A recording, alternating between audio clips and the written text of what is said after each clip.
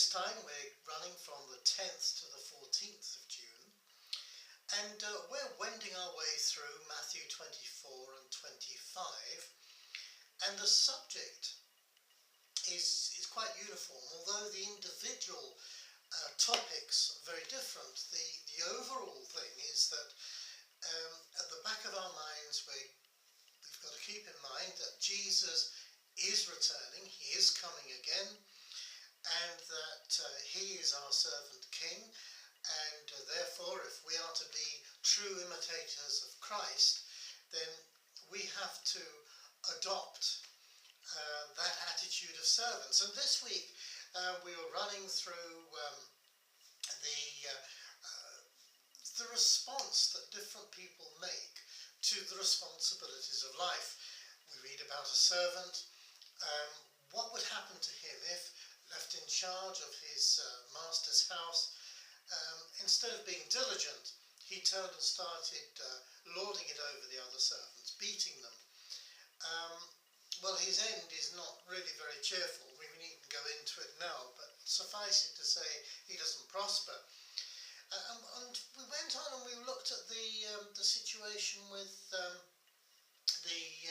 10 bridesmaids, you know, the 5 foolish ones and the 5 wise ones. And basically the 5 wise bridesmaids, they actually prepared beforehand. They used their brains. They thought, well, we need oil.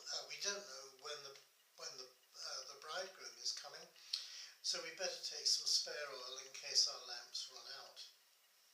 The foolish bridesmaids, of course, they didn't bother about that. And when the time came for the groom to arrive, they indeed did run out of oil in their lamps.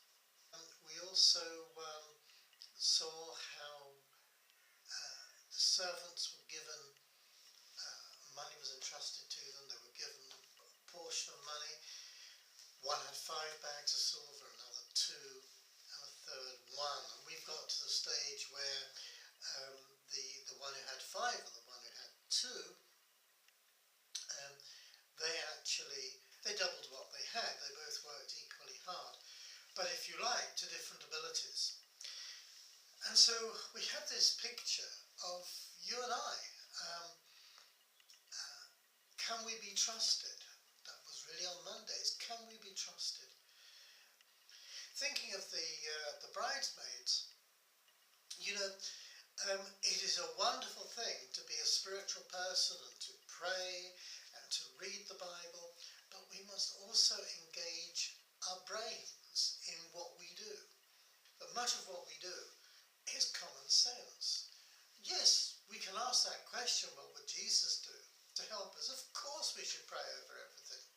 But at the same time, it's like if we're preparing to go and do a puppet performance somewhere, do you have a checklist? You know, do we just check through? And that's common sense. You don't just pray and say, Lord, I just trust you that these bags are full of all that we need. And you take a load of bags, stick them in the car, go off to the performance, and then discover half the stuff isn't there.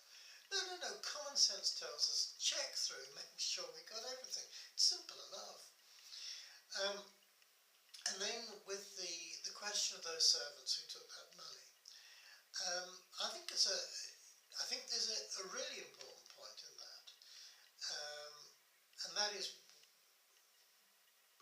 they had confidence in their boss.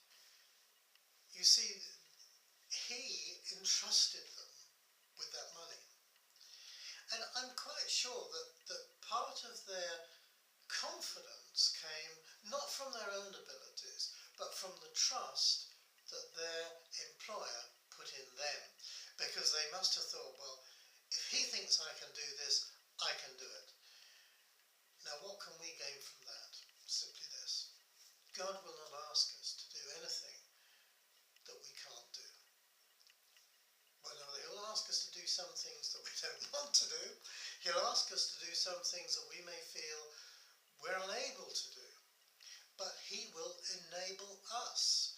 In other words, as we come to face the task that He's given us, and we pray through that, then He will give us the enabling power to actually do it. I hope you really enjoy the weekend.